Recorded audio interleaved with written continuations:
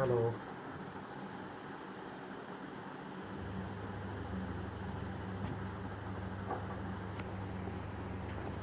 Hello.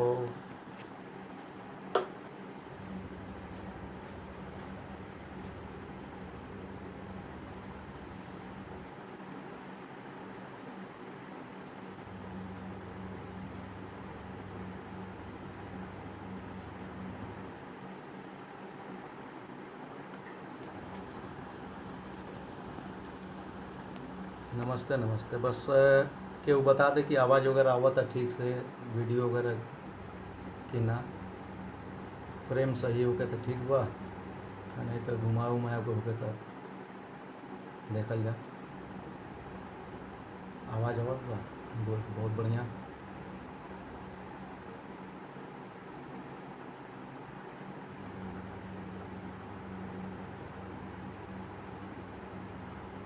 जय हो जय हो।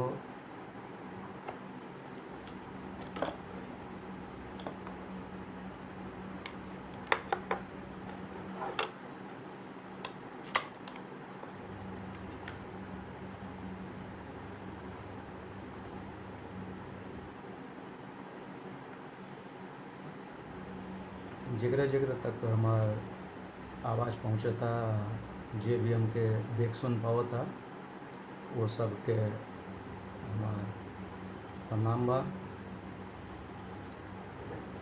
अभिवादन बा। आखिर पेज के सौजन्य से जो लाइव करे के मौका हमरा मिलल बा, तो परिवार के हम आभारी बानी। स्वागत बा रहो सबका।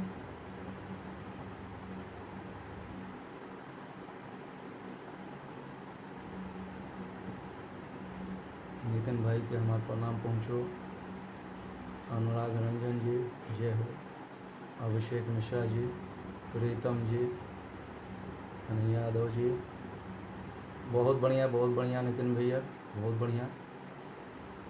और देखिए मौका मिलल बा कुछ बातचीत करे के, कुछ सुने के, कुछ सुनाए के, कुछ साझा करे के, तो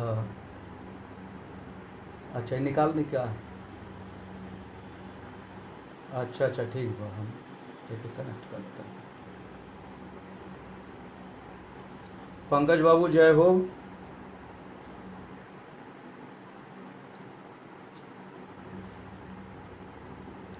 आज एक बार फिर ये आखिर पेज से जौन लॉकडाउन के दौरान एगो लाइव के बहुत बढ़िया शुरुआत चलल बा, ओके जारी रखत, आगे बढ़ावत हम रउआ सबके दसों नोह जोड़ के प्रणाम करतनी। खास करके आज जौन विश्व मातृ दिवस के, माई दिवस, महतारी दिवस के मौका पे हमरा के मौका मिलल बा रउआ सबे के सोझा आवे के, तो अपन बात हम, हालांकि हमार विषय नौनिहालन के लेके बा, नौनिहालन के साथे माई शब्द जुड़ल बा, तो सबसे पहले शुरुआत में हम दसों नोह जोड़ के दुनिया के सगरों महतारी लोग के प्रणाम करतनी, नमन करतनी, अभिनंदन करतनी। हम निकाल देते हैं 1 मिनट, आवाज़ धीमा होता जाता, दिक्कत। अब सही हुआ? ठीक ठीक ठीक। तो हम ये कहल चाहत रहनी है कि नौनिहालन के भोजपुरी के संदर्भ में का स्थिति बा, का होखे के चाही, एमे हमन के बतौर अभिभावक, बतौर गार्जियन का कह सके नहीं जा, का करे के चाही, का करत नहीं जा, ये पर कुछ चर्चा हुई। बीच बीच में जैसे मनोज भाई जी और हमार साथी संगी लोग कहले रहे लो कि कुछ कविता वगैरह सुनावे के, थोड़ा बहुत अगर ब्रेक टाइप में अगर मौका मिली तो बांसुरी जरूर हम बजाई। तो सबसे पहले जो बात शुरू करे से पहले हम अपना बारे में थोड़ा सा ही बता दें कि भोजपुरी से बचपन से लगाव बा। हमारा घर में खड़ी हिंदी में भी बोले वाला लोग रहे लोग, भोजपुरी में भी बोले वाला रहे लोग। हमार बाबूजी हिंदी, उर्दू, अंग्रेजी, संस्कृत, अरबी, फारसी और पता नहीं का जितना हम जानत नहीं तो हम बताओ नहीं। ओकरे अलावा तमाम भाषा के जानकार रहनी है वहाँ के। आई हमन के दुर्भाग्य बा कि अगला पीढ़ी में, मतलब हमारे पीढ़ी में, हमन के पांचों भाई बहन लोगन में हमन की हिंदी, अंग्रेजी या भोजपुरी ले सीमित रह गए सन, ज़्यादा ना सीख पौनी सन, समझ पौनी सन। तो ये चीज़ के कहीं न कहीं मलाल रहे। हालांकि वहाँ के अपने ओर से पूरा कोशिश करी, वहाँ के अपना के कई बेर कहले रही हमन से कि सीख लो। उनके लगे कोई गो शब्दकोश रहे, डिक्शनरी रहे जो बुझाए कि ये उर्दू में का लिखल बा। बाकी हमारे मित्र लोग बताओ लोग कि अरबी टू उर्दू बा, तो कहाँ से हवा लगे। तो अब ये कुछ चीज़ भुगतला के बाद, आँखी से देखला के बाद कहीं न कहीं ये बात के अफसोस रह जाता कि जोन हमन के लगे बा ओके अगला पीढ़ी के कैसे ट्रांसफ़र करी जा, सिखाई जा, आ वो चीज़ के जगावल रखी जा, जिंदा रखी जा। वही के केंद्र बिंदु में रख के मेन स्ट्रीम में यह बात रही, यही पे हमने के चर्चा हुई, बात हुई कि का कइल जा सकेला, कैसे कइल जा सकेला। ओकर एगो सबसे बड़हन कारण ही रहल है कि जोन पहले संयुक्त परिवार रहल हमन के कस्बन में, गाँवन में, छोट छोट जगह स्थान उतना मायने ना रखे, छोटे छोटे कमरों होत रहना सन, झोपड़ी रहत रही सन, कच्चा मकान रहत न सन, लेकिन संयुक्त परिवार एक साथे रहत रहे। एक के परिवार में जब लड़का बच्चा आँख खोल सन तहिया से लेके उनका पालन पोषण में उनका बुआ, उनका इया, आजा, दादी, नानी, नाना, मौसी, मतलब जितना तरह के जो रिश्ता होना सन सब ओकनी के आँखी से देखो सन, महसूस करो सन, हमनी के देखले बानी सन। आज के एकल परिवार में, एकाकी जीवन में, शहरी जीवन के तरफ जो मजबूरी कह सके नहीं जा, समय के जरूरत कह सके नहीं जा, लड़का अधिक से अधिक एक चाहे दूगो रहत न सन। छोटा परिवार, सुखी परिवार टाइप में आदमी कमाए खातिर बहरा जाता, महाराजू के साथे उजा एगो दूगो लड़का होता न सन, आ ओकनी के दुनिया उतने ले खाली सीमित रह जाता। ओसे बढ़ के जोन बा उ नहीं सन जानत। यहाँ ले कि उ मम्मी आ पापा के अलावा जोन बा खाली अंकल आंटी जानत न सन। भैया शब्द जोन बा वो इतना सीमित हो गई बा कि खाली दूध वाले भैया, कापी वाले भैया, रिक्शा वाले भैया इतने ले सीमित हो गई बा। बहन का होला, भाई का होला, चाचा का होला, चाची का होला, मामा चाचा में अंतर का होला। वो बेचारा समझते नहीं के, बुझते नहीं के, ऐसे कि ओकर पाले नहीं के पड़त, भेंटे नहीं के होत, तो यह दिक्कत आवता। तो हम ही नहीं की कहत कि एकल परिवार प्रयास न करें। सबसे बढ़न चीज़ जो दिक्कत आवता, हमन के जो दादा दादी, नाना नानी के जो कॉन्सेप्ट रहल है, तो वो लोग के का होके कि बाप कब्बो बेटा के ना सिखावे। आज से नहीं, बहुत पहले से परंपरा चलल आवता। माई बाप डायरेक्ट लइकन के कुछ ना सिखावे, वो जरूरत पड़ले पे खिया दे, पिया दे, सामान प्रोवाइड करा दे, उतने ल रहल है। लेकिन दादा दादी आ फुआ ये टाइप के जोन करीबी रिश्ता रहे लड़का से, लड़किन से, ई कुल अपने दिल के बात कहाँ सन, साझा कर सन। तो अब एमे दिक्कत का आ गई कि माई बाप अगर दोनों वर्किंग बा तब तो माशाअल्लाह हो जाता, लेकिन केहू खाली बा या बाप के नौकरी के बाद अगर बहुत कम समय मिलता तो खाली दुलरले पूछ करले ले रह जाता, आ चाहे अपन घर छोड़ावे खातिर, पिंड छोड़ावे खातिर मोबाइल धरा देता। आई मोबाइल कितना बड़ा शत्रु बा, कितना बड़ा दुश्मन बा हमनी के संस्कृति के, हमनी के सभ्यता के, हमनी के भाषाई आंदोलन के। कारण ये बा कि मोबाइल में लड़का कि तो गेम खेली या कि तो यूट्यूब चलाई। अब ओजा हमन के इंस्ट्रक्शन नहीं के चलत, ओकर कोनो बाइंड नहीं के कि का देखो सन। तो सबसे बड़ चीज़ ये भइल बा कि खेल के नाव पे वीडियो गेम, मोबाइल ले, अबजी पबजी ले सब कुछ सीमित हो गइल बा। तो लइकन के जो सर्वांगीण विकास होत रहे ऊ नहीं हो पावत। चाहे वो घरेलू इंडोर खेल होखा सन, चाहे बहरिया आउटडोर खेल होखा सन, चाहे वो कोनो प्रॉप के साथे होखे, आ चाहे लोकल जौन चीज़। अब पहले तो हमरा तो बचपन में हम देखत नहीं कि भाई लड़की कुले खट दुखट खेल तड़ी सन, इमली के चिया से चंगा मंगा खेल तड़ी सन, हौका कहल जाला पत्थर के गोटी से गोटी उछाल उछाल के खेल तड़ी सन। उहे ओकरिन के प्राप्त रहे, वही में बड़ा गेम होके, तरह तरह के खेल होके, चरखन्ना वाला खेल होके, कटम कुट्टा गोली वाला खेल होके, ओका बोका होके। खाली आज जब गेम के या खेल के चर्चा होला लइकन के लेके, तो बात सीधे ओला पाती चिक्का कबड्डी पे जाके ख़त्म हो जाला। ऐसे कि हमन के ओकर जिक्र करने नहीं जा। लेकिन छोट छोट खेल जो घरवा में खेलल जा, एगो रउआ सभे खेलल होई, जानत होई, पर्ची पे खेलल जा राजा मंत्री चोर सिपाही। तो ओमे का होखे कि सगरो पर्चियन पे एगो वैल्यू होखे कि राजा मनो 1000, मंत्री मनो 500, सिपाही मतलब 200, आ चोरवा भेली बेटा सुनना। तो जब लइका खेले घर वालन के साथे या पर्ची उठावे तो ओकरे दिमाग में ये रहे कि हमार पर्ची राजा वाला निकले। ऐसे कि राजा के वैल्यू ओकर पता हो गल रहे कि हाँ राजा मनो सबसे बेसी पॉइंट, चोर मतलब 0। तो उसे का होत रहे कि लइकन के दिमाग में चोर के कब्बो स्थान नहीं बनी। चोर जैसे ओके बुझाए कि ये चोर आ गई, हमार मनो 0 भी हो गई। आ सबसे बड़हन चीज के ऊपर कोनो वर्थ नहीं के, कोनो क्रेज नहीं रहे।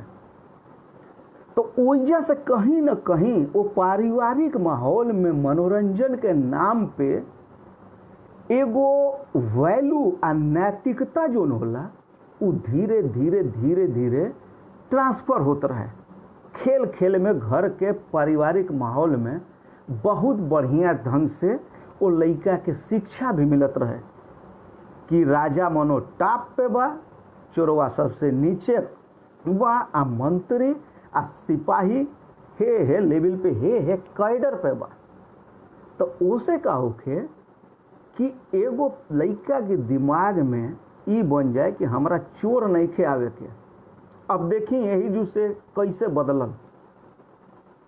अब जैसे वो लइका सिनेमा से जोड़ल, हम बाहरी माहौल के बतिया नहीं करते समय घर ही घर के बात करतनी। अब सिनेमा में तमाम ऐसा फिल्म बॉलीवुड, हॉलीवुड, बॉलीवुड दुका बने लागल जौना में चोरवन के आइडियल बना के पेश करल गई। चाहे अमिताभ बच्चन, शशि कपूर होखस, चाहे आज के जोन बा टाइगर श्रॉफ है का कहल जाला सलमान खान, शाहरुख खान होखस। मनो निगेटिव रोल के भी जोन बा एगो हीरो के तरफ पेश करत गई, आ लीड रोल उहे रहे। तो लइकन के दिमाग में का भइल, नेगेटिविटी जोन बा ओहू के क्रेज बने लागल। ये छोट छोट चीज के जोन बा अब वहीं से ओकर मानसिकता दूषित होके लागल। एगो तो संयुक्त परिवार से टूटला के जो नुकसान भरे के पड़ल, भरेबे कोई। आ दूसर का ही कि जोन हो सिनेमा आ सीरियल टीवी में के जोन क्राइम पेट्रोल टाइप, हालांकि लइकन के हम कबो नहीं कहनी कि रिकमेंड करब कि क्राइम पेट्रोल देखा सा, लेकिन कहीं ना कहीं ओकर प्रभाव पड़ जाला। तो सबसे बड़ बात ही होला कि लइकन के कबो गलत चीज के आइडियल न बने देवे के चाहिए कि फलानवा हमार चोर रहे, वही के तरह हमहू लौकी, वही के तरह हमहू कपड़ा पहनी, वही के तरह हमहू नाची। आ चूँकि एगो और बात बा, फिल्म में नायक होला तो नायक के जोन बा सर्वगुण संपन्न देखावे खातिर इहो देखावल जाला कि वो पढ़लो में ठीक बा, नचलो में ठीक बा, घोड़ावो चलावता, अंग्रेजी बुलेटवो चलावता, मनो जितना गुड़ ढंग बा वो चोरवा में बा। आ हर कदम कदम पे जोन बा चोरवा जोन बा पुलिस के छकावत बा, वो पर विष पड़त बा। तब ओजा का हो गई कि जोन लड़का ओके देखता ओकरे दिमाग में एगो हीरो के रूप में चोरवा जगह बना लेलस। तो यही जू से बिगड़ल शुरू हो गई माहौल।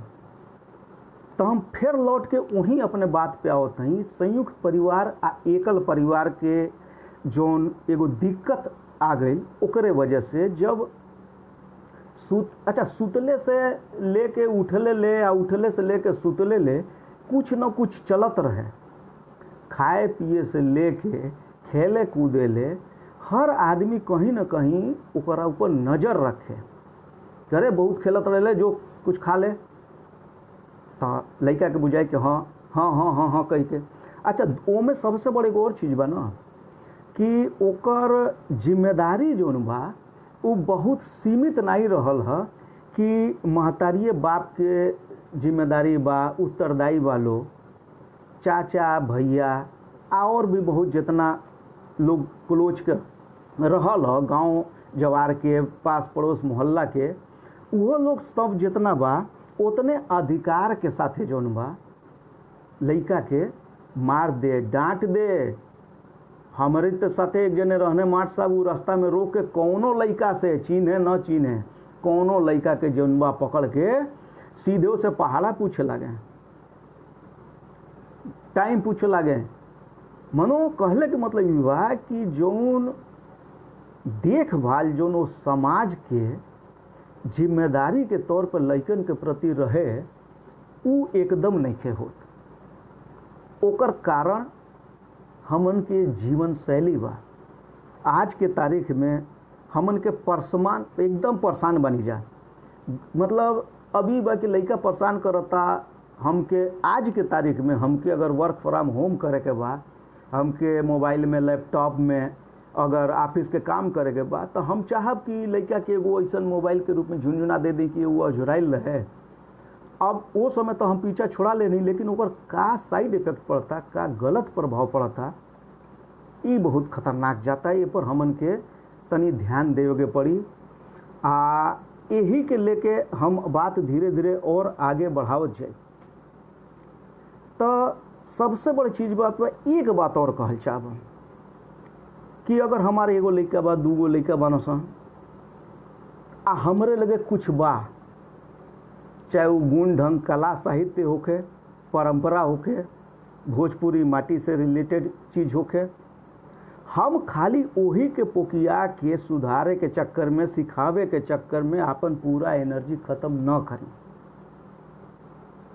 बिया निहर एक ज्ञान के जानकारी के छीटत रहें, बाती से बाती जरावत रहें। हमार बेटा ना, राउर बेटा, भाई के बेटा, पड़ोसी के बेटा, कोनो परिचित कुल, गरीब गुरबा कुल, पढ़ल लिखल अमीर, केहू सब कहीं से भी केहू बेटा है, हमरी लगे जौन बा ओके हम अगला जनरेशन में, अगला पीढ़ी में ट्रांसफ़र करी। अक्सर होला ही कि आदमी अपने लइकन से इतना उम्मीद लगा लेला, इतना ढेर उम्मीद लगा लेला कि जब सही रिस्पांस नहीं मिलेला तो टूट जाला भीतरे भीतरे। कहीं ना कहीं ओकरा के एगो अपराध बोध सतावे लगेला कि देखो हम इतना दुनिया भर के बात करत नहीं, भोजपुरी के अलग जरावे के बात करत नहीं, फुहर पनी भगावे के बात करत नहीं, आ हमरे बेटा बेटी कुल भोजपुरी नइखो सन बोलत चाहत। फ़ायदा जो होता न सनों में जो हम नइखी देखा पावत कि भोजपुरी बोलला से, लिखला से, पढ़ला से का फ़ायदा बा, मूल्य मान्यता संस्कृति नइखी बता पावत। तो ठीक बा, हम ही नहीं कहत कि प्रयास छोड़ देवे के चाहिए, प्रयास जारी रहे के चाहिए, बाकी टूटे के नहीं खे। एक कुल समस्या के लेके परेशान होके के कतई नहीं खे, एकदम चढ़ल रहे के बा। एक न एक दिन ऊ नहीं महसूस करिए सन अरे जोन बिया जोन पक्का पे छिटाई तो नहीं जामी, जोन माटी में ले पहुँची घाम लगी पानी मिली उ जरूर कहीं ना कहीं अपन असर दिखाई। आ रौरी अंदर के जोन चीज़ बा, जोन संस्कार परंपरा इतना बरिसन में रउआ अपने पूर्वजन से पुरखन से बटोरले बानी, संजोले बानी, संभरले बानी, लेके चलत बानी, उ ओकरो भीतर पहुँची। तो अब देखी दिक्कत का बा। अब फिर वही पे हम फिर आवतनी आ अपना बात के वहीं से शुरू करब हम फिर से कि लइका भैया बहन माई बाप आ अंकल आंटी के अलावा ओकरे डिक्शनरी में कुछ नहीं। जब राउर बेटी बियाह के दूसरे के घर में जाई, केतनो एडवांस होके, केतनो पढ़ल लिखल होके, कुछ होके, ओकरा के कहीं न कहीं ये पता होके के चाही, मूल्य मान्यता जानकारी के अलावा कि ओइजा हमसे केकरा केकरा से भेंट हो सकेला, के पद में बड़ बा छोट बा, के का सम्मान कैसे करे के बा, कैसे नेह कैसे जौन बा बांटे के बा, संभारे के बा, सजोवे के बा, कैसे एकजुट लेके चले के बा। ओकरे खातिर बहुत छोटहने से हमनी के बतावे के पड़ी कि सास माने का होला, ससुर माने का होला, बहिन के साथ बहिनौरा जुड़ल बा, भाई के साथ भौजी जुड़ल बा, भौजी के साथ भतीजा जुड़ल बा, भतीजी जुड़ल बा, बहिन बहिनोई के साथे जौन बा भगिना भगिनी जुड़ल बा, चाचा के लइका, मामा के लइका, फूआ के लइका, मौसी के लइकी, ये कुल एक शब्द में जौन बा कजिन सिस्टर तक कहा जाला। बाकी वो भाई या बहन वाला फीलिंग नहीं आवेला, रिश्ता में वो दम नहीं रहला, वो लगाव नहीं रहला, वो नेह नहीं रहला। ऐसे कि भैया शब्द के तो हम इस्तेमाल खाली बस हम दूध वाला भैया, सब्जी वाला भैया ले सिखाओ तनी या दिखाओ तनी। तो इहो हमन के बतावे के पड़ी कि हमार एगो छोट बा बड़ भाई बाड़े फलाने, जिनकर लइका फलाने बा, लड़की फलाने बा, उ तोहनी के भैया बालो, उ तोहनी के दीदी बालो, फलनवा तोहरे मम्मी के, तोहरे मॉम के एक जन बहिन बाड़ी, उ तोहार मौसी है, उनका दुल्हा तोहार मौसा लगिए, उनका बेटा बेटी तोहार भाई बहन लगिए सन। तब भी रिश्ता के बुझिए सन, तब भी रिश्ता के निभइए सन। आ तब फिर से हमन के उहे दुनिया उहे सब कुछ मिली जौने खातिर हमन के तरसतनी चाहे, जौने खातिर हमन के परेशान बानी चाहे। तो कुछ चीज़ हम संग्रह कैले बानी। बीच में मनोज भाई से, देवेंद्र भाई से भी बातचीत हमार भइल रहे, तो हम बतौले रहनी कि कुछ रिश्तन के लेके छोटे छोटे जौन बा हम दू लाइन के कुछ परिचय बनौले रहनी है लइकन के समझावे खातिर कि के का होला, का कहल जाला। तो देखिए हिंदी में तो बतावल जा सकेला, कोनो में दिक्कत नहीं के बताई सब है, लेकिन जब ओके तनी सा दोहा टाइप में, कविता टाइप में, रचना टाइप में जब कहल जाई तो तनी वो रुचिगर लागी, रसगर लागी। कुछ ऐसा शब्द यहाँ से जौन ओकनी के ना बुझाई तो ओकनी के पूछिया सा कि मम्मी इसका मतलब क्या हुआ, पापा इसका मतलब क्या हुआ। तब रउआ बताई कि हाँ एकर मतलब ई भइल, एकर मतलब ई भइल। तो धीरे धीरे जानकारी के बात पहुँची। तो हाँ सौरभ बाबू बताओ तनी बस तुरंते।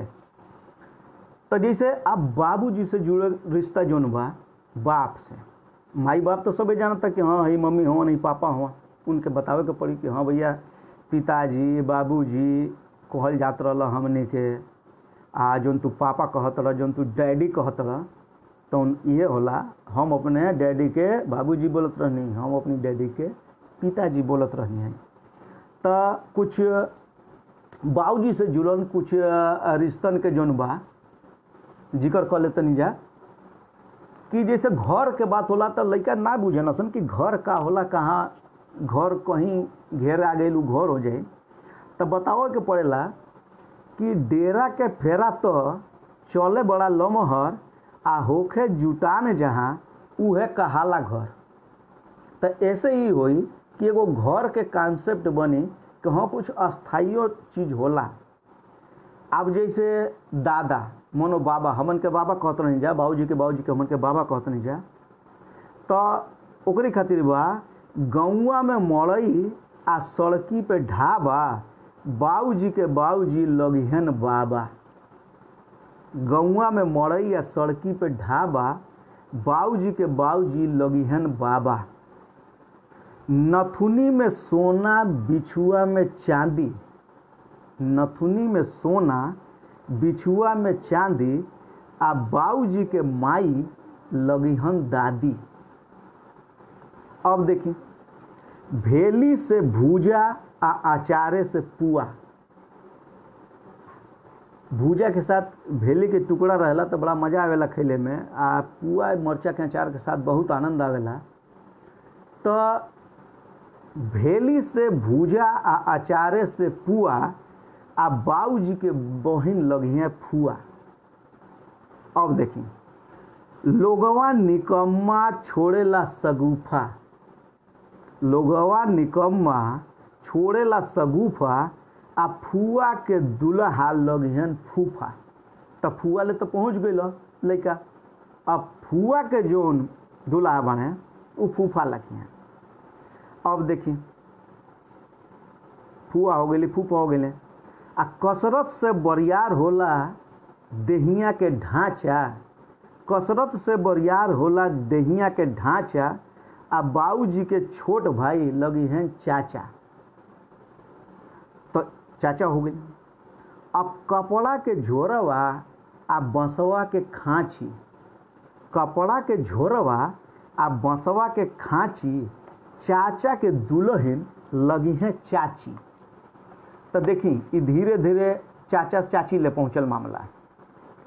अब जो हमने के यहाँ बड़का बाबूजी कहल जाला, बाबूजी के बड़ भाई मनो बड़का बाबूजी, शहर में चाहे पश्चिमी उत्तर प्रदेश में बकिया हिंदी के जो बेल्ट मानो समझ ताऊ कहल जाला। तो अब लड़का पूछ ताऊ, तो ऊ के भोजपुरिये में जोन बा बाऊ पाए, नीमन लागे सभई के पुतवा कमाऊ, नीमन लागे सभई के पुतवा कमाऊ, आ बाबूजी के बड़ भाई लगिहन ताऊ। तो ताऊए हो गए। अब ताऊ बने तो ताइयों के जिक्र होके के चाहिए, बड़की अम्मा के जिक्र होके के चाहिए। तो उहे नु कटाई जैसन बोअल जाई, उहे नु कटाई जैसन बोअल जाई, आ ताऊ के दुल्हन लगिहे ताई। तो देख लें अब एमे का भइल कि बाबूजी से रिलेटेड उनका भाई उनको बहन लोग हो गए लोग। अच्छा, एगो और चीज़ बा कि माई से जुड़ल जैसे रिश्ता, तो नानी से ननियौरा आ मामा से ममहर, नानी से ननियौरा आ मामा से ममहर, आ बाबूजी के ससुरारी माई के नैहर। अब देखी एमे ननियौरा आ गई, ममहर आ गई, ससुरार आ गई, आ नैहर आ गई। लगभग न्योता हेकारी आ रिश्ता नाता के जो प्रमुख केंद्र होना सन, यही पे बेस्ड होना सन। तो ऐसे एक कहल गई बा कि नानी से ननियौरा, मामा से ममहर, आ बाबूजी के ससुरारी माई के नैहर। अब देखिए, जब हम ननिहार पहुँच गई नी, ननियौरा पहुँच गई नी, तब नाना के जिक्र होके के चाहिए। एक बेर कीर्तन आ 3 बेर खाना, एक बेर कीर्तन आ 3 बेर खाना, आ माई के बाबूजी लगिहन नाना। ठीक, तो एक बेर कीर्तन आ 3 बेर खाना, माई के बाबूजी लगिहन नाना। तब नाना ले पहुँच गई नीजा। अब हमन के नानी के लगे पहुँचल, कैसे पहुँचल जाई? पीपरे के छाह, पीपरे के छाह आ इनरे के पानी, पीपरे के छाह आ इनरे के पानी, माई के माई लगिहन नानी। तो देखिए एगो ग्रामीण परिवेश भी तैयार होता कि पीपर के छाह, हा ये समय तो बहुत आनंद आवत हुई। आ इनरे के पानी, कुआं के जोन पानी होला ठंडा, हा का मिठास। तब पिपरे के छह आ इनरे के पानी, माई के माई लगी है नानी। अब देखिए नाना नानी हो गई लो। मुड़िया पे पगड़ी देहिया पे जामा, मुड़िया पे पगड़ी या देहिया पे जामा, माई के भाई लगी है मामा। तो मामा ले पहुंच गए निशा। आ खेते में छिटाई तो बियवा जामी, मामा के दुल्हन लगी हैं मामी। खेते में छिटाई तो बियवा जामी, मामा के दुल्हन लगी हैं मामी। अब देखें, अब कई चीज बा। अगल बगल वाला कहाला पड़ोसी, मनो घर के अगल बगल जहाँ रउआ रहतनी सन, लड़का जहाँ रहतन सन, तो अगल बगल वाला कहाला पड़ोसी या माई के बहिन लगी है मौसी। तो अब देखिए, आमे के किस्म हो लंगड़ा चौसा, आमे के किस्म हो लंगड़ा चौसा, आ मौसी के दुल्हा लगी है मौसा। बहुत लोग समोसा से बैठा होला, तो एमें तनी सा फेर बदल करके चौसा से बैठा देनी है। अच्छा, अब एगो और चीज़ बा। अक्सर लड़का जैसे आजकल रामायण देखत न सन बहुत अलग अलग, तो जैसे हमारे लड़का कि रामचंद्र जी के माई लोग तो सभे कौशल्या से बात कर दे, दशरथ दशरथ की जो तीन रानी रह, तो 3 गो अगर माई बा हमार, तो जन्म तो 1 गो माई दिले बिया। तो एगो शब्द आवेला हमनी के यहाँ गाँव में जोने के मैभा कहल जाला। हालांकि एक फिल्मन में या कहानियन में बड़ा गलत ढंग से देखावल गई बा कि सौतेली माँ, सौतेला बाप, ये वो।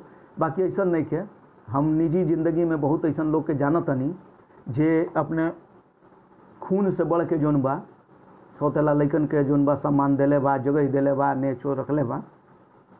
तो बतावल जरूरी बा से बताओ तनी कि सौग के अलावा यदि दूसरों के माई नियमन चाहे बाउर हो, मैभा कहाई। तो मैभा शब्द आ गई। ससुरारी के हित सब ससुर से जोड़ाई, ससुरारी के हित सब ससुर से जोड़ाई, चचिया भा फूफिया लगा के चिन्हाई। जैसे चचिया ससुर, फूफिया ससुर, ममिया ससुर। तो एक साथ साथ एगो से बेसी जहाँ दुल्हन भेटाली सन, एगो से बेसी जहाँ दुल्हन भेटाली सन, एक दूसरा के उ सौत कहाली सन। तो इहो बतावल जरूरी बा, जानल जरूरी बा। अब देखिए कहाँ ले पहुँचल रही जा। अच्छा ठीक बा, अब भाई भतीजा की ओर चलल जा थोड़े। तो जैसन पढ़ाई होई वैसने नतीजा, जैसने पढ़ाई होई वैसने नतीजा, आ भैया के लइका लगे भतीजा। फिर मेहनत बिना कोनो कार न बनी जी, मेहनत बिना ना कोनो कार बनी जी, आ भैया के लइकी लगिए भतीजी। तो भतीजा भतीजी हो गई। अब तनी है, हाँ, अजय सिंह सिसोदिया भाई जी देखा तनी, तो संगीत से जुड़ल बानी, श्रद्धा समृद्धि के जोन बा बहुत बढ़िया संगीत लेके चलाओ तनी, सिखाओ तनी। आ ये लोग बहुत मनो करेजा हो गई बा हमन के। अब का बतावल जा, तो भगना भगनी पे आवल जा। तबला ढोलक बोले, तबला ढोलक बोले, धागे नाती नक धीना, आ दीदिया के लइका लगी है भगिना। बियाहे से पहले कोई जाला मंगनी, बियाहे से पहले कोई जाला मंगनी, दीदिया के लइकी लगी है भगिनी। अब एक पीढ़ी और आगे के तनिसा बोल दें कि सांपे के बिल आ चिड़ई के खोता। सांप कहाँ रहेला? डुप्लेक्स में ना, कहाँ? अच्छा, तो बिल में रहेला। तो सांपे के बिल आ चिड़ई के खोता, खोता हाँ वे खोता घोसला कौने खोतवा में। तो सांपे के बिल आ चिड़ई के खोता, आ बेटा के बेटा जी लग हैं पोता। ठीक। भेष भोजपुरियन के कुर्ता आ धोती, भेष भोजपुरियन के कुर्ता आ धोती, आ बेटा के बेटी जी लगिहन पोती। तो एन्ने हो गई। आओ तनी वहू पे आओ तनी, बस 2 मिनट और रुक जाए तनी तनी, बस एगो राही धो ले जा, ओकरे बाद फिर आओ तनी। सौरभ जी बिल्कुल। आ लगला पे जाड़ बांधल जाला गाती, एमे कहो शब्द ऐसा ले आवल जाता ताकि लड़का पूछो सन कि गाती का होला, ई डेहरी का होला, ई फलनवा का होला, ढेकनवा का होला, ढाबा का होला, मड़ई का होला, यही से लगावल जाता। लगला पे जाड़ बांधल जाला गाती, आ बेटी के बेटा जी लगिहन नाती। ठीक, तो मीठ होई उतने चीनी पड़ी जितनी, आ बेटी के बेटी जी लगिहन नतनी। तो नतनी ले हो गई। अच्छा, एगो और चीज़ बतावल बहुत जरूरी बा कि जैसे हम कहनी चाचा के लड़का, मौसी के लड़का, बुआ के लड़का, फूहा के लड़का, तो इहो बतावल जरूरी बा कि एके पीढ़िया जे भी लड़का लड़की आई, एक दूसरा के सब लागी बहिन भाई, इहो बतावल जरूरी रहला। ऐसे हम कहनी के बताते। अब देखिए तनी, अब ससुराल टाइप में रिश्ता हो जाए कि चुगा धैले चोंच में चिड़ई उड़े फुर, आ मेहरारू के बाऊजी लगिहे ससुर। मेहरारू के बाऊजी लगिहे ससुर। खैका से भूख मिटे पानी से प्यास, आ मेहरारू के माई लगी हैं सास। तो देखिए सास ससुर लोग हो गए लोग। अब देखिए, अब भैया भाभी पे आओ तनी। कुंडी में ताला आ तलवा में चाभी, भैया के दुल्हन लगी हैं भाभी, वह भौजी जो कहल जाला। हलुआ बा देसी या विदेशी बा पिज्जा, सूजी के हलवा, आटा के हलुआ, बेसन के हलुआ, खात हमन के जोन बा सयान भैनी जा भाई, पर पकौड़ी, हलुआ, घुगनी, ये कुल हमन के नाश्ता होत रहल है। अब भाई दुनिया भर के चीज़ आ गई बा।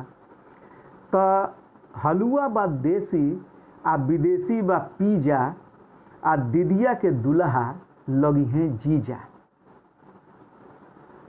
असोरा में लाठी आ कोठरी में भाला, असोरा में लाठी आ कोठरी में भाला, मेहरारू के भाई लगी हैं साला।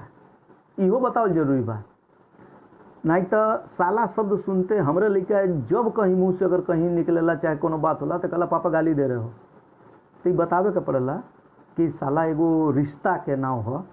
हालांकि ओकर यूज नहीं करे के चाहिए, सही बात बा। खैला से बादाम चोख होला जी मगज, खैला से बादाम चोख होला जी मगज, आ साला के दुल्हन लगे सरहज। बहुत लोग बरहज पे बैठले रहल लोग, तब मगज पे आगे नहीं जा।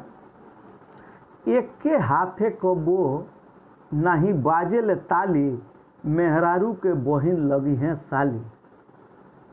मेहरारू के बहिन बहुत सही। हाँ, हलवा हमरो फेवरेट रहल। तब देखिए दूगो और बचल बा, ससुराल वाला बता दी, ओकर बाद फिर आओ तनी जब फरमाइशो पूरा होई। पोछवा से पहले लगावल जाला झाड़ू। आजकल तो लॉकडाउन में आदमियों लोग मनो जान गए हुई कि पोछा मरले से पहले जौन बा झाड़ू लगावल जाला। तो पोछवा से पहले लगावल जाला झाड़ू, आ साली के दुल्हा लगिहन साड़ू। ठीक, अब देखिए रिश्ता में कुछ रिश्ता तो जैसे शब्द हो गई बोलल जाला, कुछ बना के बैठावल जाला, उहो बनावलो समीकरण होला, ओकर एगो फार्मूला होला, उहो लइकन के बतावल जरूरी बा। तो जैसे एक सीढ़ी ऊपर बा एक सीढ़ी आगे, एक सीढ़ी ऊपर बा एक सीढ़ी आगे, लगौला से पर एक पीढ़ी भागे। मानो जहाँ पर लग जाए उजा एक पीढ़ी भाग जाए, चाहे नीचे की ओर भागे चाहे ऊपर की ओर भागे। जैसे परदादा, तो दादा से जहाँ दादा में पर लग गई, दादा से परदादा पे पहुँच गई, दादा परदादा। ठीक यही तरह से अगला जनरेशन में ओकरे आगे बढ़े खातिर पर लगौला पे, पर लगावे से आगे बढ़ेला। कैसे? पर पोता, तो पोता से आगे बढ़नी पर लगा के, तो पर पोता हो गई। अब हमारे लगे स्टाक में रिश्ता तो बहुत मानो सन, कुछ और रिश्ता के बारे में बातचीत कर जाए। बाकी जैसे कि थोड़ा सा भाई लोग के फरमाइश भी बा, हमके दिशा निर्देश में मिलल रहा, तो हालांकि इहो कवितावे टाइप में बा, ई कोनो बहुत का कहल जाला भारी नहीं के पढ़े के चाहिए। तो दू गो चीज़ बताई। एगो हाँ, मनोज भाई जी के एगो बहुत फरमाइश रहा, पूछत नहीं कि बसुरिया बा कि ना, तो हम बता दें बसुरिया बा। आ बसुरिया सतही रही, हम सुतबो करेनी तो ये रहले सतवें रहले। तो तनी सा जौन बा मनो विषय से आदमी भटके नहीं, एकरा खातिर देवेंद्र भाई हमके आश्वासन दिले रहने कि तनको एने ओने ना भटके दिल जाए। तो उनका के मन पर आके आ 2 लाइन खाली हम बजाई, ताकि वो जैसे सलाद में ऊपर से नून मसाला छिड़कल जाला वही तरह से। तो बांसुरी के जहाँ बात चलता था, परंपरा के भोजपुरी के बात चलता, तो छठ गीत के 2 लाइन सुनावत नहीं हम। हाँ, छठ गीत के 2 लाइन सुनावत हैं हम। ओमें नितिन भाई जी जोन बनौले बाणे छठ के गीत, वीडियो तो सैकड़ा नहीं सन, हजारा नहीं सन, लेकिन यहाँ के जोन आशुतोष सिंह जी के जरिए चाहे और भी इनके टीम के जोन काम भइल, वो बहुत मतलब एगो एक क्लासे अलग रहल है, ओकर बहुत ऊपर लेवल का है। तो उहे शारदा सिन्हा जी वाला जोन बा, वो कांचे बहंगी वाला, ओके जब ये लेने की पहली पहल वाला, तो मैं म्यूजिक बड़ा बढ़िया लेके आने वहाँ के। तो वह 2 लाइन सुनाओ तनी खाली, नहीं तो भटकले में टाइम ना लगी। हम देवेंद्र भाई से बार बार हम निहोरा करब कि समझले रहिए। तो वह सबके सौरभ भाई सुनाओ तनी, अजय भाई।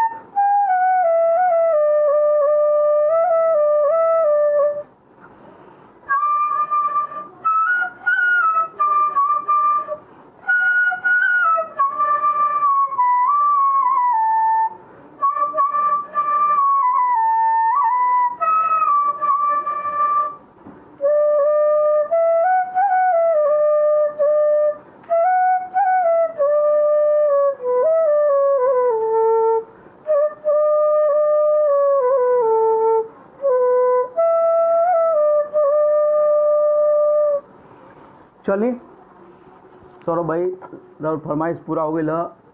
अनोखा जी बहुत बहुत स्वागत बा, और बहुत हौसला बढ़ावे नहीं सब रउआ सब है।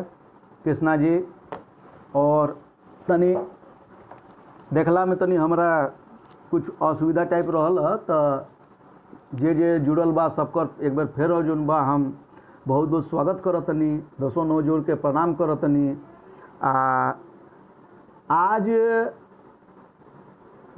विश्व मातृ दिवस मनावता लोग, पूरा दुनिया जोन बा विश्व मातृ दिवस मनावता।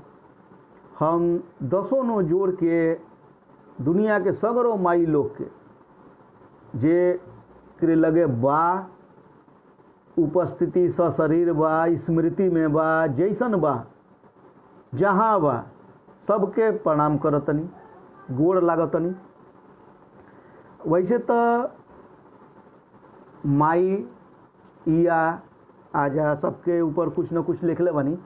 एगो रचना जोन बा आखिर पे बहुत पहले हम पोस्ट कैले रहनी हैं, बहुत लोग एकर जोन बा प्रशंसा भी के लोग, उत्साह बढ़ावल लोग। हर रिश्ता पे बहुत लोग लिखले बा, सास पे बहुत कम लोग लिखले बा, या लिखले हमरा बहुत हमरे लगे नहीं खे, हम गलत हो सके नहीं, हमारा जानकारी के हिसाब से हमरे लगे नहीं खे ऐसा कोनो मतलब जानकारी। हंसी मजाक में भले जिक्र हो जाए या फॉर्मेलिटी के तौर पे गोड़ लगल हो जाए, वो बात अलग बा। हमार जब सासू माई के जब देहांत भइल रहे, जब गुजरल रहली है, तो दुख तो होबे करेला। एगो अभिभावक के सर पर से हाथ जब हटेला तो बहुत दुख होला। तो हम श्रद्धांजलि स्वरूप जोन बा एगो रचना लिखले रहनी, के हम सुनाई भेजा। ऐसे सुनाई कि एगो पूरा के पूरा संस्कार और संस्कृति लेहले संजोले जोन बा, पूरा परिवार खानदान के एक सूत्र में बंधले वहाँ के रहनी। बहुत विशाल और बहुत जबरदस्त व्यक्तित्व के स्वामी रहली है वहाँ के। तो उनसे जुड़ल कुछ चीज़न के जोन बा आज विश्व मातृ दिवस पे जोन बा हम आखिर के तरफ से समर्पित करल चाहतनी। सबरो नारी शक्ति लोग के, मातृ शक्ति लोग के आशीष दें सबे।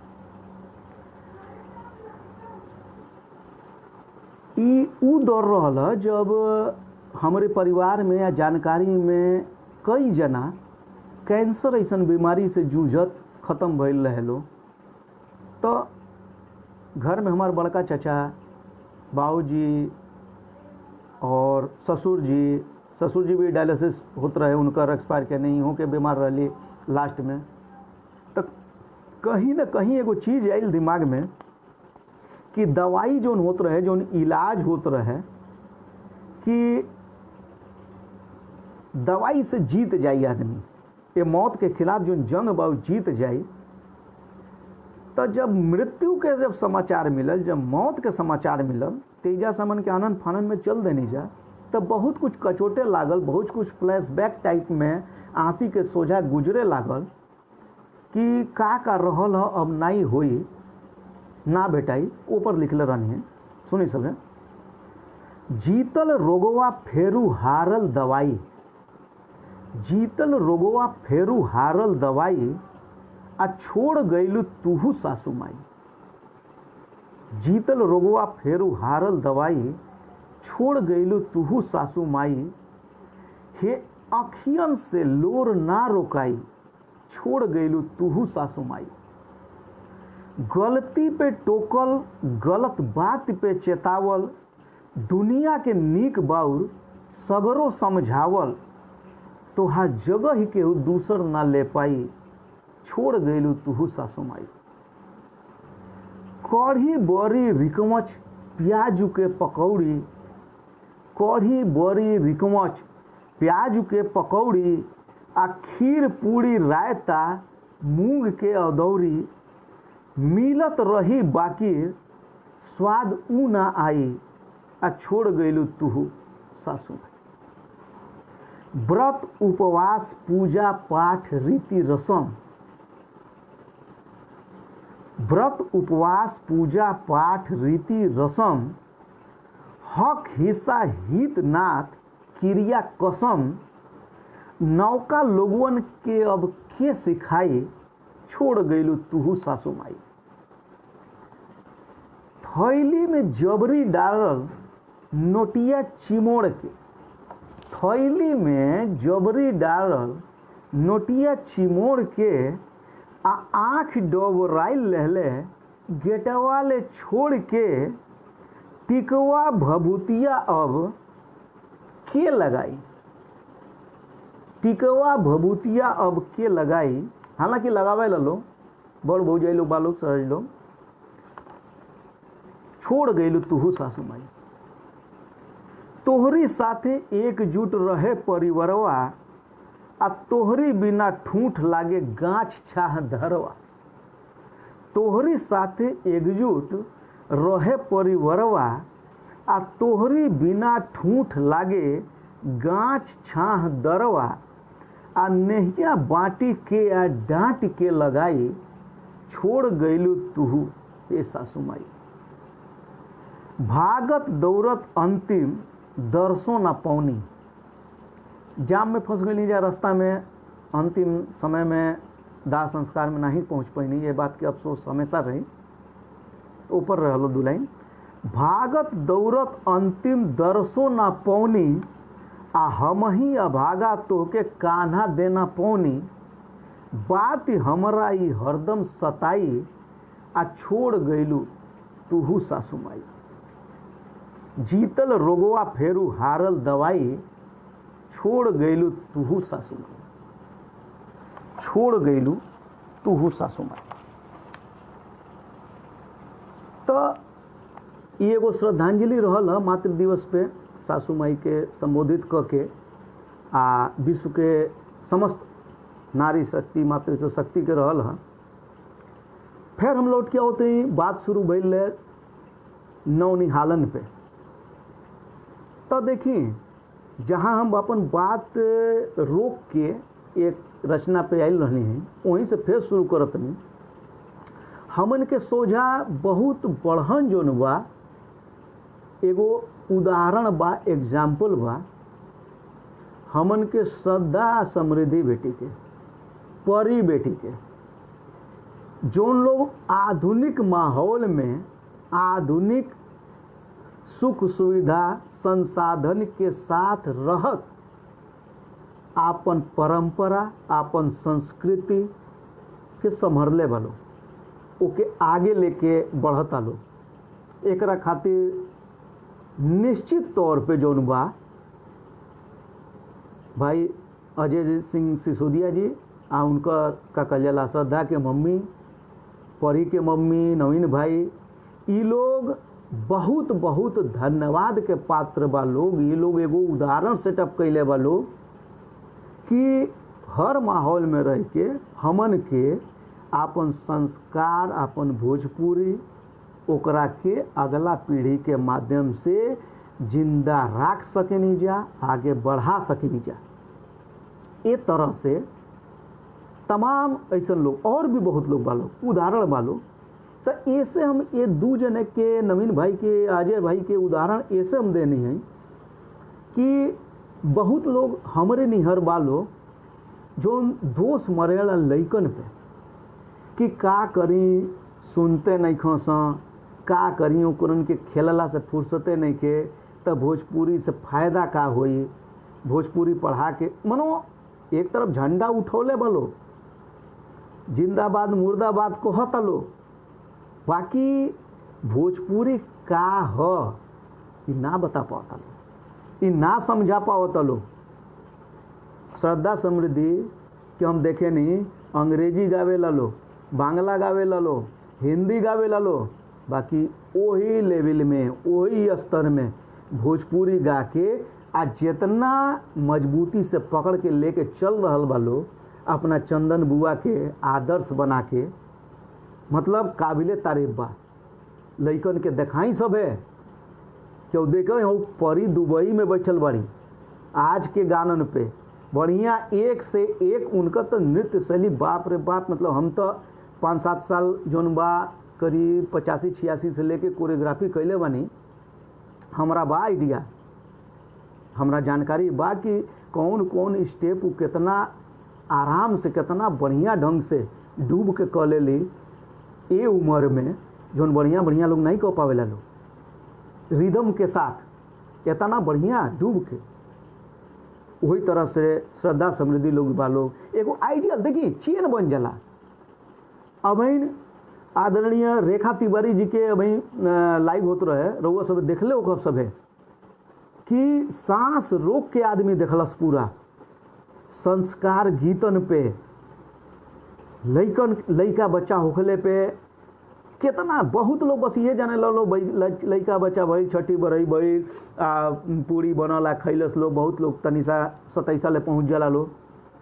वो कहाँ कहाँ ले चमैन के गीत कहाँ बाप रे बाप, मतलब हम सुनत रहनी है, छोट रहनी है, गाँव में जब सुनत रहनी है तो ओकर टोन हमारे जेहन में रहल है, वो शायद हमन के लड़ी कहीं में हंसी जा, हमन के छोट छोट रही जा कि जब गांव के महाराजू जुट के जब सब गाना गाँव स तो वो बुझाए के हमन के कहीं जाए का रोत ऐसा, लेकिन अब वो बुझाला वो का रहल, का छिपल रहल, में का रहल, वो चीज़ के इतना बढ़िया से यहाँ के समझेली तो देखी वो चेन बन गई।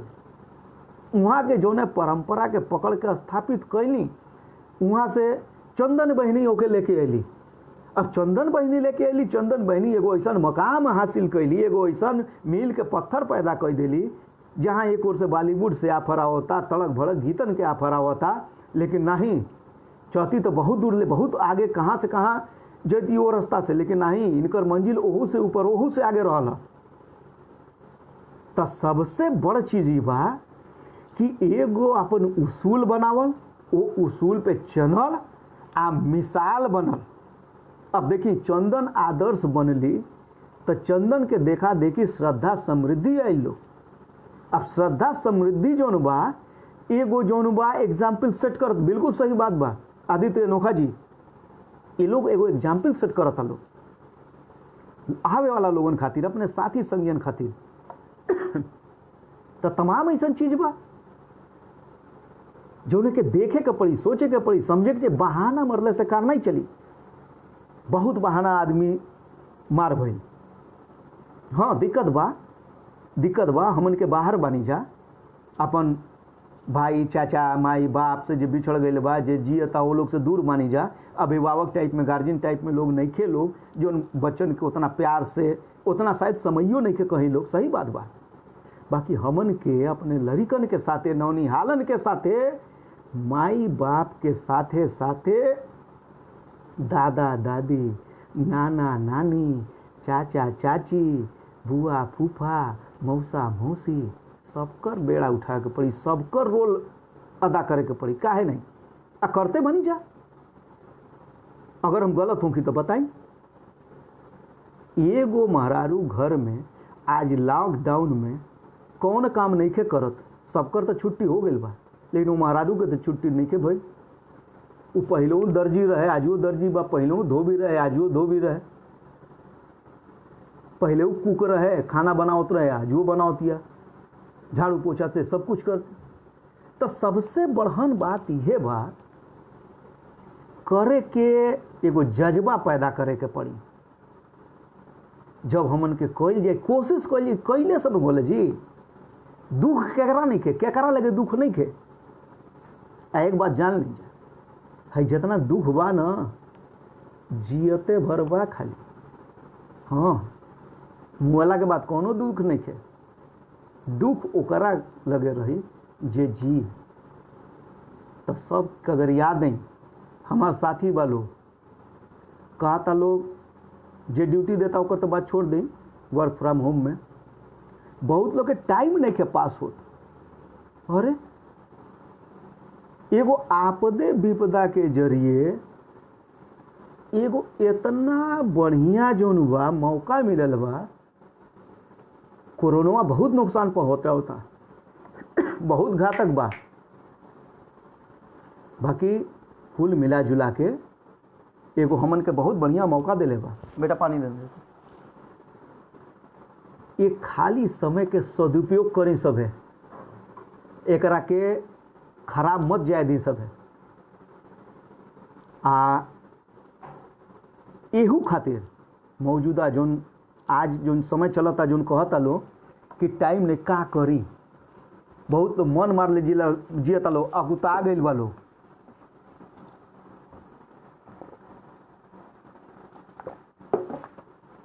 अगुता गइल बा लो कि का कर जा। वो लोग खातिर एगो कविता हमार भाई, कविता सुन ले जा। सौरभ बाबू सुना दें कविता वो लोग के जे लोग के टाइम नहीं के कटत, लॉकडाउन के लेके कोसत लोग परेशान होता लोग। कविता सुनाओ तनी। बहुत लोग शायद ऑफलाइन हो गए बका, खैर कोनो बात नहीं, जे बा वही के सुनाओ तनी। समय चलत बा कठिन बड़ा, मनवा मार के जिन काटी। समय चलत बा कठिन बड़ा, मनवा मार के जिन काटी। आ रौरी भीरी जौन परल बा, दूसरो लोगन संगे बाटी। मदद करी। आ मदद एगो और बात बता दी, पैसे से ना होला। पैसा कौड़ी ना दे सकी तो हीन भाव से कभो न जूझी।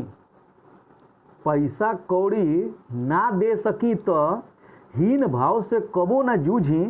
राही दिखाई, उपाय बताई, आ हौसलो दिहल कम ना बूझी। हौसलो दिहल कम ना बूझी।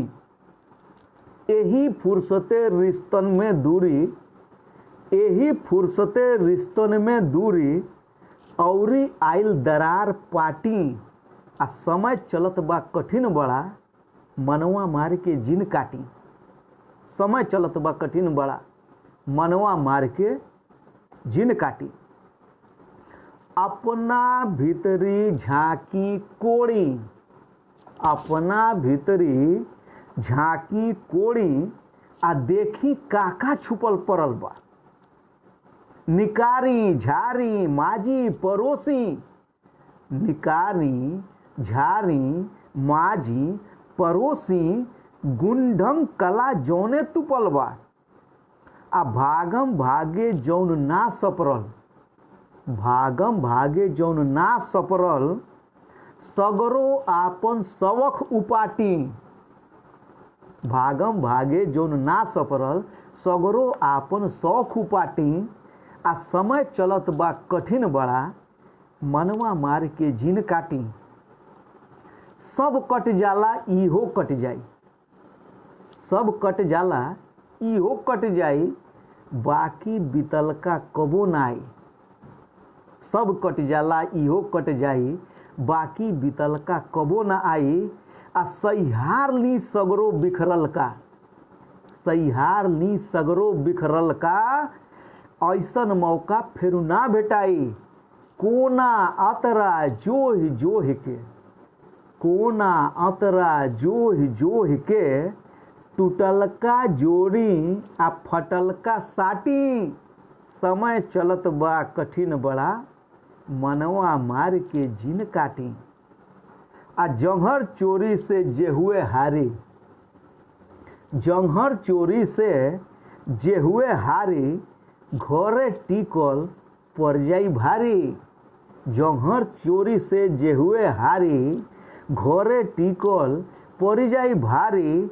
आ परल परल बोली सुनी, परल परल बोली सुनी। धोइले ही ओकरा अध कपारी। परल परल बोली सुनी, धोइले ही ओकरा अध कपारी। उठी झटक के सुस्ती छोड़ी, अरे उठी झटक के सुस्ती छोड़ी। आ दिक्कत होके तो नेबुआ चाटी। उठी झटक से सुस्ती छोड़ी, आ दिक्कत होके तो नेबुआ चाटी। समय चलत बा कठिन बहुत, मनवा मार के जिन काटी। आ हरिहर आपन मिजाज राखी, हरिहर आपन मिजाज राखी। बाबा की जय हो, तिवारी बाबा जय हो, जय हो। भूत बाबा की जय हो, जय हो। तो हरिहर आपन मिजाज राखी। आ सगरो जारी रियाज राखी। ने हो तनको जदि अनूप से, अरे ने हो तनको जदि अनूप से। बातिन के ओकरी लाज राखी। लिखी पढ़ी बोली बतियाई, दुख उदासी फरके छाटी। समय चलत बा कठिन बड़ा, आ मनवा मार के जिन काटी। यही से कहल गइल बा कि रौरी भीरी जौन परल बा, रौरी भीरी जौन परल बा। दूसरो लोगन संगे बाटी, आ समय चलत बा कठिन बा, मनवा मार के जिन काटी। हाँ, तो अगर ठीक लागल होखे तो एके अपनाई सब है एकरा के। आ अगर का कहल जाला 1 घंटा तो बुझाता हो गइल बा। हाँ, अगर देवेंद्र भाई ले बात पहुँचत होके तो तनी बताई का अभी सीन बा। जैसे कि तकनीकी रूप से हम बहुत नहीं जानत, हमारी बोलल का पहुँचता ना अभी 1 घंटा हो गइल बा बुझाता।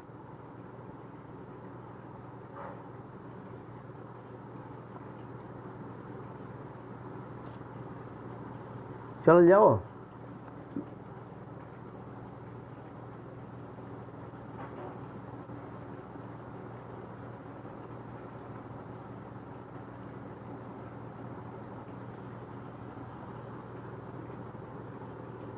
बिल्कुल बिल्कुल बिल्कुल अजय भाई, ये सही तरीका बा कि मन मार के नइखे काटे के।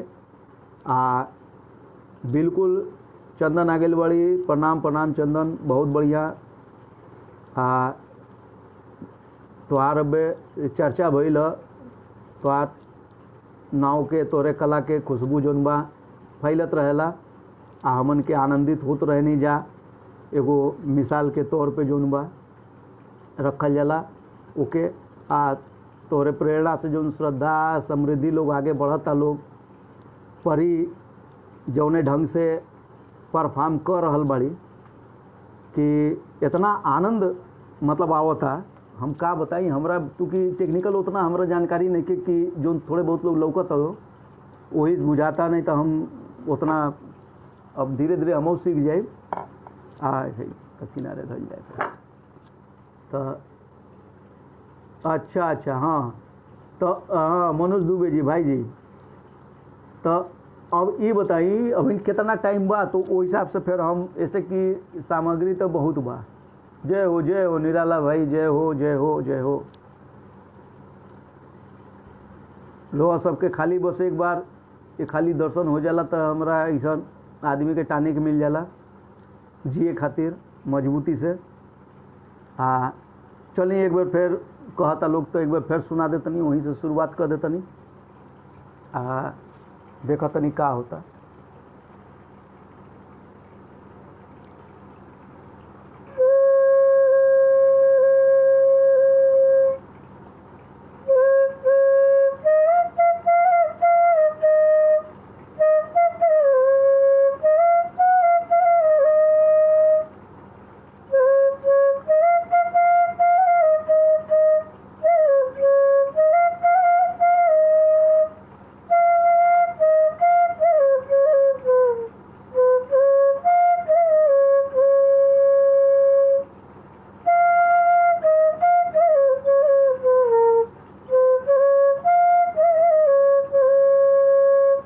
चर्चा नौलिहालन पे होता। आ विश्व मातृ दिवस है, तो हमारा हिसाब से ये गाना से बढ़िया दूसर कोनो नहीं के दिमाग में आवत कि कोनो श्रद्धांजलि आ शुभकामना आ बधाई आपने छो दिहल जा।